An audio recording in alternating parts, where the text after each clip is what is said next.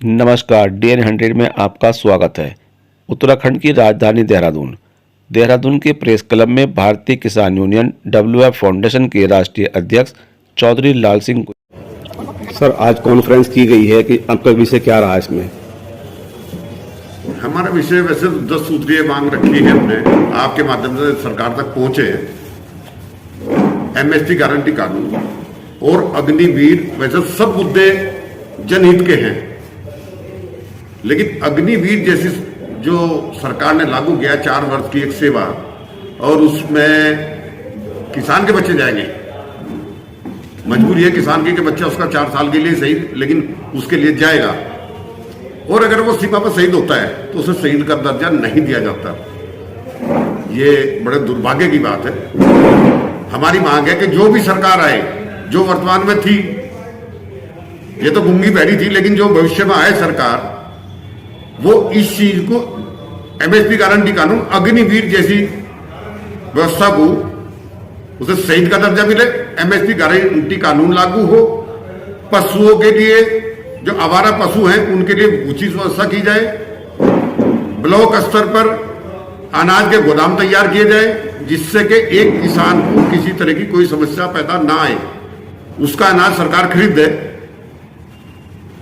और जहां तक इनके पास संसाधन नहीं है, ब्लॉक स्तर पर होंगे तो छोटे में गुजारा हो जाएगा, ट्रांसपोर्टिंग का खर्चा बचेगा, जो सरकार को बहुत बड़ा बेनिफिट होगा उस चीज से। एक मील की बात कही है, 14 दिन के पेमेंट के बारे में आप। गन्ना मिल की सरकार, हर स्टेट की, केंद्र की सरकार ये कहती है 14 दिन में पेमेंट होगा गन्ने का, लेकिन दुर्भाग्य है, नाम 14 दिन का है, 14 महीने हो गए। कई मिलों के ऊपर तो अभी कई साल से 17-18 के पैसे रुपए बकाया है। सरकार के कान में जूं नहीं रेंग रही, चूंकि किसान के पैसे हैं। उसी किसान की RC काट रहा है बैंक, जिसके गन्ने मिल ने पैसे देने हैं, क्योंकि बैंक में पैसे जमा कहां से कराएगा जब उसका पेमेंट गन्ने का ही नहीं आया। उनकी RC काट रही है सरकार और खुद पैसे नहीं दे रही।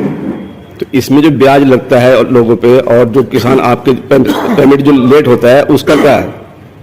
अरे किसान की तो असल ही नहीं मिली, ब्याज तो कब देगी सरकार? आपसे तो ब्याज लिया जाता होगा ना? हमसे ब्याज लिया, हमसे तो जिस समय खाद का कट्टा उठाया उसी टाइम मीटर शुरू हो गया ब्याज का। हमने किसी और चीज के लिए बैंक से लोन लिया, उसी समय मीटर शुरू होता है। हमारे पैसे पर कोई ब्याज नहीं है। सरकार से क्या मांग रहेगी? अगर हम ब्याज दे रहे हैं तो हमें ब्याज मिलना चाहिए। हम कह रहे हैं ब्याज नहीं चाहिए, हमें तो पेमेंट चाहिए 14 दिन के अंदर। हमारे समय पे 14 दिन का उधार देना कोई किसान की मजबूरी नहीं है। आपने मांगा हमें 14 दिन में पेमेंट देंगे, वादा तो पूरा करो। ये बड़ी समस्या है किसान के लिए कि वो अपनी फसल को घर में नहीं रख सकता, मजबूरी है। मूल निवास को लेकर क्या कहेंगे? मूल निवास जिस राज्य का जब गठन होगा, उस दिन जो व्यक्ति वहां रह रहा था वो वहां का मूल निवासी होगा। कुछ संगठन हमारे उत्तराखंड में भी प्रचार कर रहे हैं अगर नहीं 1950 से होना चाहिए। नहीं, 1950 से नहीं, जिस दिन गठन हुआ था राज्य का, उस दिन से पहले जो व्यक्ति वहां रह रहा है वो वहां का मूल निवासी है। ये संविधान में है। कई जगहों शिकायत आती है कि ट्यूबवेल वगैरह या पानी बिजली वगैरह लेट चलता है, जब आदमी अपना एप्लीकेशन लगाता है, विभाग उस पर काम नहीं करते, तो किसान का क्या उसमें रहता है? अभी भी मेरे पास परसों आया था, परसों मैंने बात करी है विकास नगर, 1.5 साल पहले ट्यूबवेल लगी थी बड़े रामपुर के अंदर, और आज तक बिजली का कनेक्शन नहीं हुआ उसके ऊपर। 1.5 साल पहले जिस सरकार ने ट्यूबवेल लगवाई है, नलकूप लगवाया है, और उसमें 1.5 साल में बिजली का कनेक्शन नहीं है। दोषी किसको मानते हैं आप? सरकार।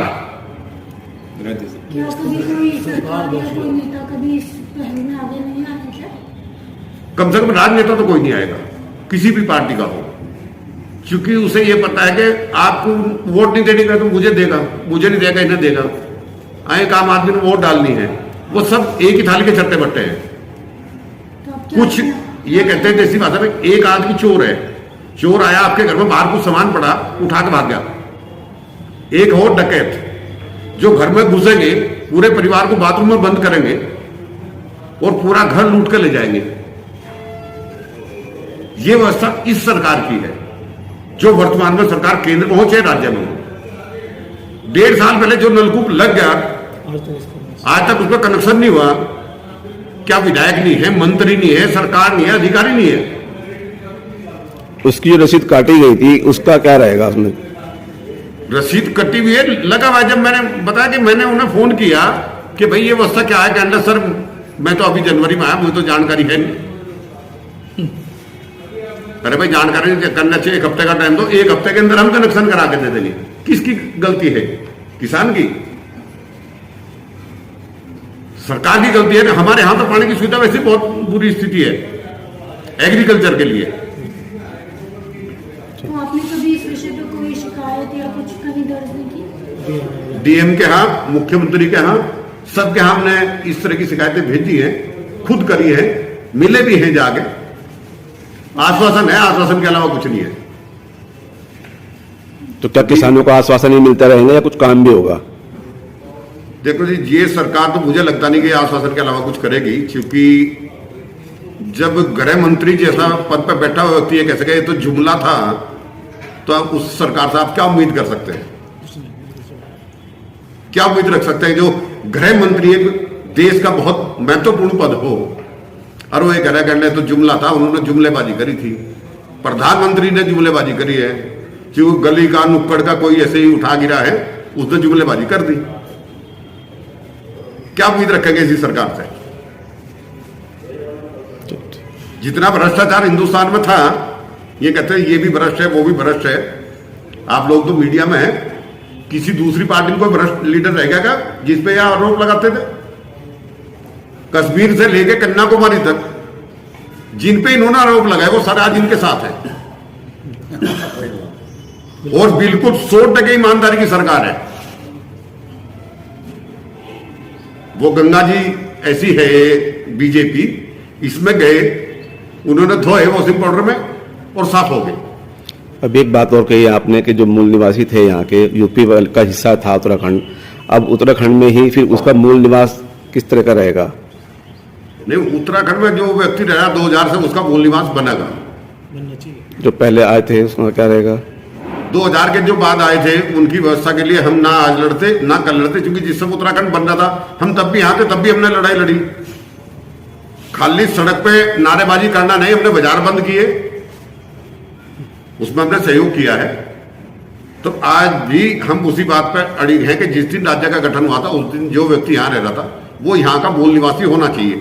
उसके बाद की व्यवस्था आप तय कर सकते हैं कि भाई आज कोई व्यक्ति आ रहा है कि उसे 25 साल बाद ये सुविधा मिलेगी, 20 साल बाद ये सुविधा मिलेगी, लेकिन 2000 तक जो व्यक्ति यहां था वो यहां का मूल निवासी है।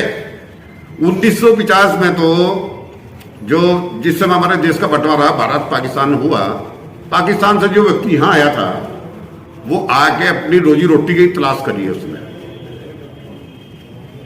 आते ही उसने भवन नहीं बनाया, जमीन नहीं खरीदी, क्या प्रूफ देगा वो? 47 आने के बाद भी उसके पास कोई प्रूफ नहीं है। जंगल से लकड़ी बीननी, बेचनी, कुछ और काम करना, इस तरह के काम करे 20 साल। और कितने परिवार ऐसे जो आज भी किराए पे हैं? 1947 के आए आज भी किराए पे हैं, दुकानें भी किराए पे, घर भी किराए पे है। क्या सबूत देंगे? किस चीज का सबूत देंगे?